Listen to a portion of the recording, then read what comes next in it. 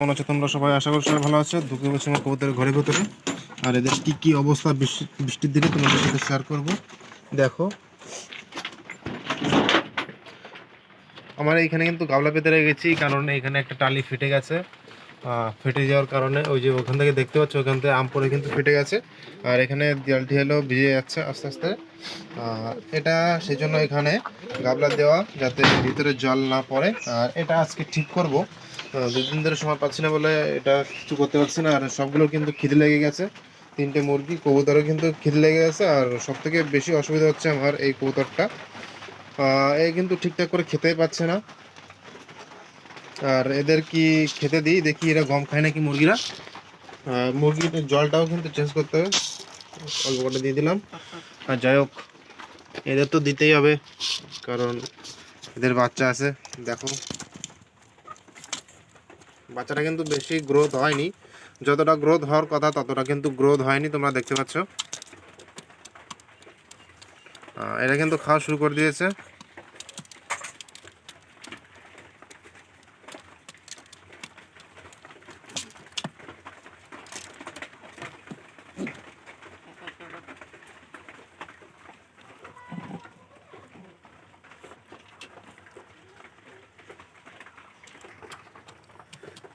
Guys তোমরা দেখতে পেলে আমার কবুতরটা যতটা গ্রোথ হওয়ার কথা ততটা কিন্তু গ্রোথ হয়নি।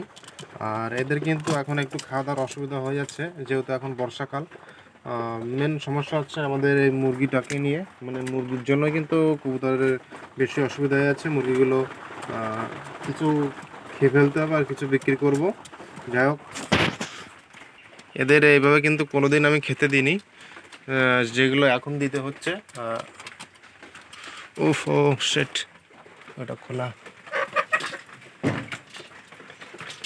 দেখো মুরগিটা কিন্তু বর্ষার জল খাচ্ছে, কারণ এদের জলটা নোংরা হয়ে গেছে, অনেকটা ফুরিয়েও গেছে।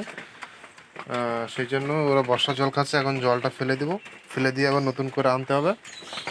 আর এই ঘরে কিন্তু গাইজ ইঁদুরে একবারে গর্ত গর্ত করে দিচ্ছে, এইসব মুরগির জন্যই। মুরগি না সরানো পর্যন্ত এখান থেকে কিন্তু কোনো কিছুই ঠিক হবে না, যেটা আমি বুঝতে পারছি। আমার কবুতরের ঘর পুরো নষ্ট হয়ে গেছে, আগের মতন আর নেই। দেখো দেখো দেখো কি অবস্থা দেখো। এরা শান্তি মতো দুটো খেতেও পারে না। দেখো গাইজ আমার ঘর কিন্তু নড়ছে, আগে কিন্তু এরকম ছিল না। এই মুরগি থাকার কারণেই কিন্তু আমার, দেখো দেখো দেখো ঘরটা কিন্তু নড়ছে, আগের মতো নেই। কি আর বলবো। এদের খাওয়া গেলে তারপরে জল দেবো। ওই দেখো ঠোকাচ্ছে আমাকে, দেখো দেখো দেখো দেখো দেখো দেখো আমি কি করলাম ওকে। এ কি জ্বালা, ওর বাচ্চাটাকেও দেখো কি রাগি। ওই দেখো দেখো দেখো।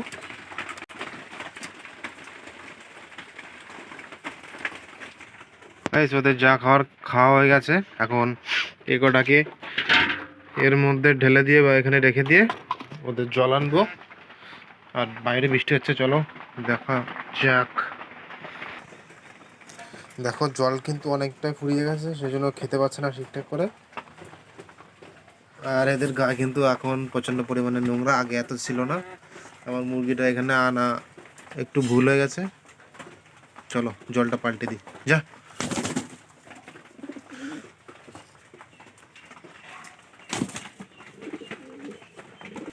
বাইরে কিন্তু চিটচিটে বৃষ্টি হচ্ছে, দেখো কি পরিমাণে।